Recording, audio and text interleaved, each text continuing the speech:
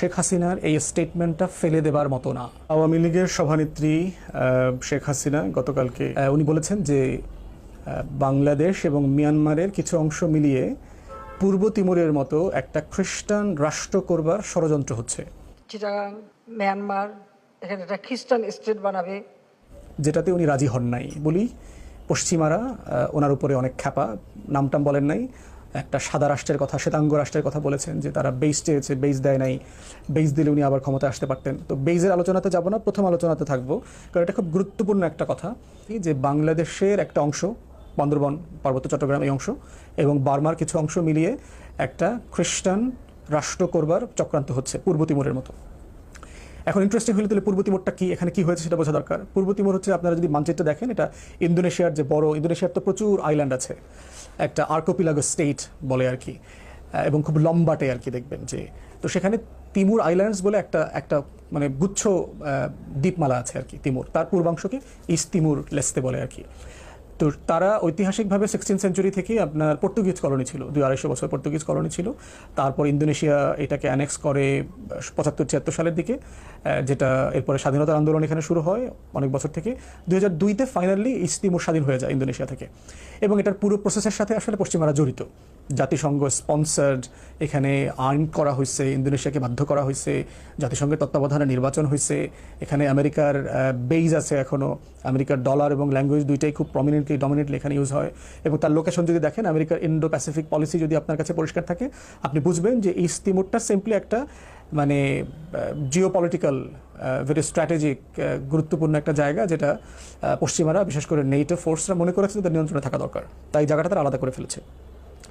এবং এটা সাইজে ধরেন বাংলাদেশের 10 ভাগের 1 ভাগ, 5000-6000 স্কোয়ার বর্গ মাইল, জনসংখ্যাও কম, 13-14 লাখ জনগোষ্ঠী, 97% হচ্ছে খ্রিস্টান, তারা ক্যাথলিক। এই মানুষগুলো অধিকাংশ হচ্ছে ঐতিহাসিক যে ওই অঞ্চলের বিভিন্ন আইল্যান্ডে বাস করা মানুষ, যাদেরকে ইন্ডিজিনাস ধর্মের অনুসারী লোকদেরকে আমরা বলতে পারি। সাডেনলি 2002 সালে এসে 97% মানুষ খ্রিস্টান হয়ে গেল কীভাবে? একটা হচ্ছে যে আপনি পর্তুগিজ কলোনি, একটা বড় জায়গা, যে পর্তুগিজরা ধরেন ব্রাজিল দখল করে তো ব্রাজিলের খ্রিস্টান বানায় ফেলছে, পুরো জনগোষ্ঠী ইন্ডিজিনাস যে জনগোষ্ঠী ছিল তাদেরকে খ্রিস্টান কনভার্ট করে ফেলছে। তো এটা একটা জায়গা। দ্বিতীয়ত হচ্ছে যে স্বাধীন হওয়ার পরেও, ইন্দোনেশিয়ার সাথে থাকার পরেও এখানে খ্রিস্টান মিশনারি এনজিওগুলো খুব ব্যাপকভাবে কাজ করেছে, পাড়ায় পাড়ায়, মহল্লায় মহল্লায় আপনার ওদের চার্চ করা, তারপরে সামাজিক সুযোগ সুবিধা দেওয়া, এগুলো করেছে, এগুলো করে তারা লোক কনভার্ট করেছে। একই রকম একটা ঘটনা, যদিও আওয়ামী লীগের সভানেত্রী এটা বলেন নাই, কিন্তু গত মানে ইস্ট তিমুরেরও পরের ঘটনা, এরকম একটা ঘটনা ঘটেছে দক্ষিণ সুদানে। সুদান হচ্ছে টেরিটরির দিক থেকে সবচেয়ে বড় রাষ্ট্র ছিল আফ্রিকার। সেখানেও সুদানের একটা অংশকে 2011 সালে আলাদা করে ফেলা হয়, এবং সেখানে একই রকম পশ্চিমারা হেভিলি ইনভলভ ছিল, এবং একই স্ক্রিপ্টগুলো দেখবেন যে পূর্ব তিমুরের যে স্ক্রিপ্ট, একই স্ক্রিপ্ট সেখানে আমরা দেখেছি। বর্তমানে দক্ষিণ সুদানের জনগোষ্ঠী হচ্ছে 1,10,00,000-এর মতো, বিশাল ভূখণ্ড, 2.5 লক্ষ বর্গমাইল, বাংলাদেশের 5টা বাংলাদেশের সমান, যদিও খুব প্রোডাক্টিভ ল্যান্ড না, মরুভূমি আছে প্রচুর। জনগোষ্ঠীর 51% খ্রিস্টান।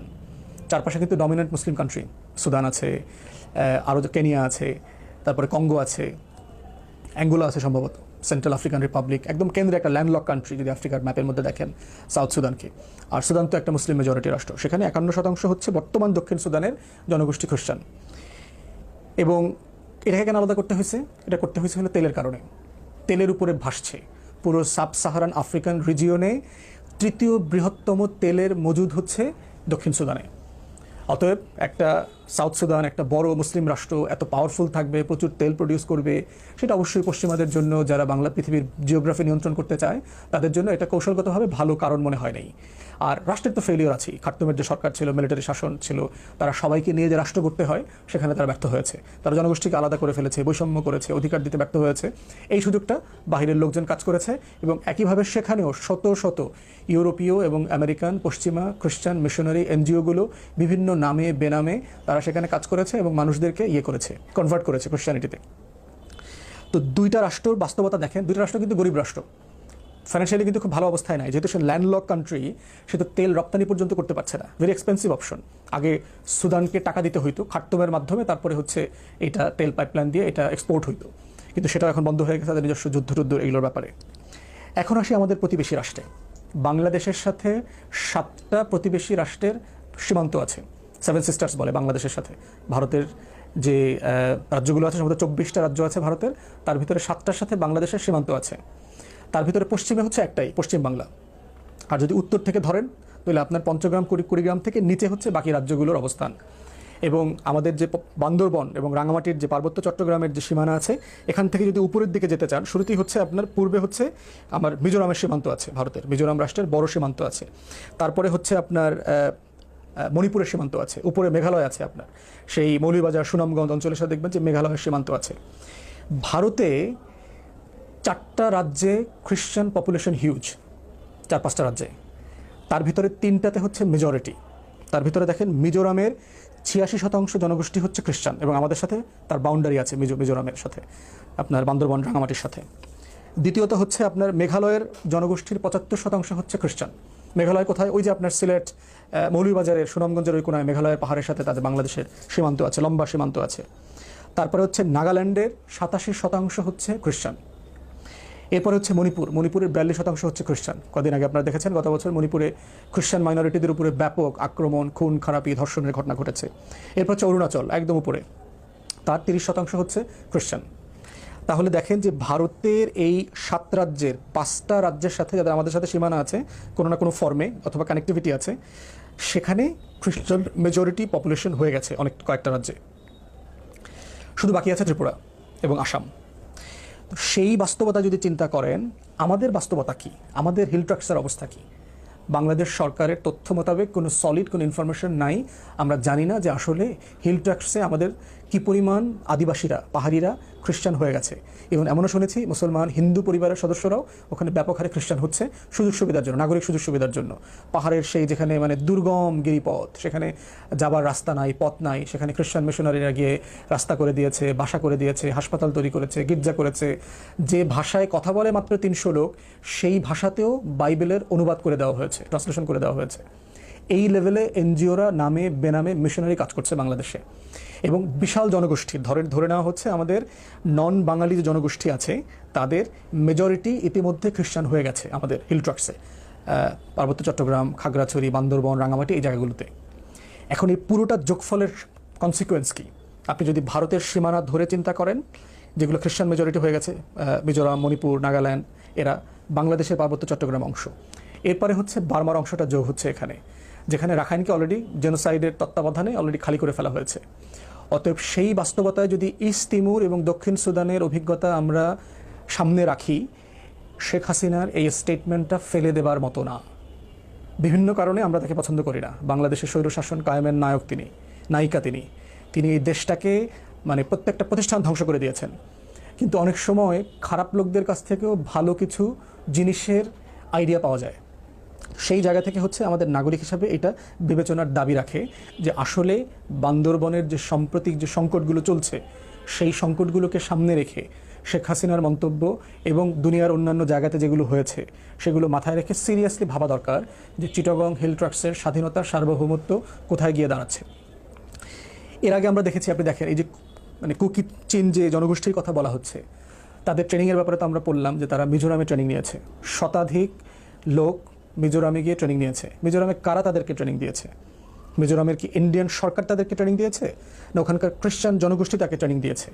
ট্রেনিং দিয়ে তারা আসলে কী করতে চায়? ভারত যদি এদেরকে দিয়ে বান্দরবন, রাঙামাটিকে অস্থির করতে চায়, এটার বেনিফিট কি আসলে সে নিতে পারবে লং টার্মে? এই ক্রিটিক্যাল কোশ্চেনগুলো আমাদেরকে করা দরকার। আমাদের কাছে যেহেতু তথ্যের ঘাটতি আছে, আমরা কোনো কনক্লুশনে এই মুহূর্তে পৌঁছতে পারছি না। এবং এর আগের ঘটনা তো আমরা জানি, শান্তি বাহিনীকে দিয়ে কী করানো হয়েছে, আমাদের স্বাধীনতা, সার্বভৌমত্বকে যে চ্যালেঞ্জ করা হয়েছে, যেটা এখন অনেকটা ডাউন হয়ে গেছে। কিন্তু ডিফারেন্ট ফর্মে এই সংকটগুলো কিন্তু পার্বত্য চট্টগ্রামে রয়ে গেছে। এখন করণীয় কি? এটা তো একটা সলিড সলিউশন আসতে হবে, কারণ এই মানুষগুলো বাংলাদেশের নাগরিক। পার্বত্য চট্টগ্রামে যে পাহাড়ি জনগোষ্ঠীগুলো আছে, যে গোত্রগুলো বাস করে, তারা সবাই বাংলাদেশের নাগরিক এবং সংবিধান মোতাবেক তার সংস্কৃতি, ভাষা, ধর্ম, তার যে অধিকার আছে, সব কিছু ভোগ করবার শতভাগ ন্যায্য অধিকার তার আছে, এবং তাকে সে অধিকার দিতে হবে কোনো না কোনো ফর্মে। তো সেই ক্ষেত্রে আমাদের করণীয় কি? আমরা মনে করি করণীয় হচ্ছে এই জনগোষ্ঠীকে মূলধারায় নিয়ে আসতে হবে। তাকে প্রয়োজনে অ্যাফার্মেটিভ ডিসক্রিমিনেশনের মাধ্যমে, মানে ইতিবাচক বৈষম্য করে তার পক্ষে, ধরেন সে একটা বিশ্ববিদ্যালয়ে ভর্তি হওয়ার যোগ্য না, সে একটা স্কুলে ভর্তি হওয়ার যোগ্য হয়নি এখনও, তারপরে তাকে ভর্তি করানো, সে ক্লাসে পাশ করতে পারছে না, তারপর তাকে পাশ করিয়ে দেওয়া, তাকে মূলধারায় নিয়ে আসা, তাকে শিক্ষা চাকরি উপযোগী করা, তাকে ব্যবসার প্রণোদনা দেওয়া, তাকে তারা খুবই মানে অবর্ণনীয় জীবনযাপন করেন, তাদেরকে ভালো অ্যাকোমোডেশনের ব্যবস্থা করে দেওয়া। তারা যদি সমতলে থাকতে চায়, তারা যদি রাজি হয়, তাহলে সমতলে ভালো আবাসযোগ্য বা থাকার জায়গা তাদেরকে করে দেওয়া দরকার। তারা যদি পাহাড়ে থাকতে চায়, যেভাবে থাকতে চায়, তাদেরকে কমিউনিটি ওয়াইজ তাদেরকে সেভাবে থাকার জন্য সবচেয়ে সুন্দর বন্দোবস্ত করে দেওয়া দরকার। তাদের নিরাপত্তা সেফগার্ড করা দরকার। তাদের ছেলে মেয়েদেরকে ভালো স্কুল কলেজে এনে বোর্ডিংয়ে রেখে লেখাপড়া করে জীবন মান যেন উন্নয়ন করা যায় আগামী 5 বছর, 10 বছর, 15 বছরে। পার্বত্য চট্টগ্রামের কোনো গোত্রের ছেলেমেয়েরা পিছিয়ে পড়া থাকতে পারবে না। তারা সবাই বাংলাদেশের মূলধারায় আসতে পারতে হবে। এটাই হলো সমাধান, যে তাদেরকে মূলধারার নাগরিক করে ফেলতে পারাটা।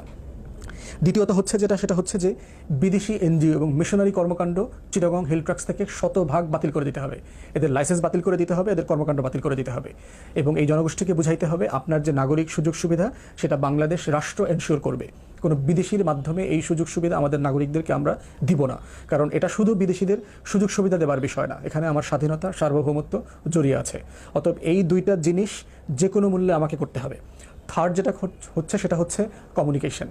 এই ঘটনাগুলোর মধ্য দিয়ে যেটা হচ্ছে, গোত্রের এবং বিভিন্ন যে ট্রাইবাল পিপল আছে তাদের সাথে রাষ্ট্রের দূরত্ব তৈরি হচ্ছে, ভুল বোঝাবুঝি তৈরি হচ্ছে, এবং অন্য তৃতীয় ফোর্স তাদেরকে ভুল বুঝাবে, বাংলাদেশের বিরুদ্ধে তাদেরকে খেপিয়ে তুলবে, অস্ত্রের কথা বলবে, স্বাধীনতার কথা বলবে, বিচ্ছিন্নতাবাদিতার কথা বলবে।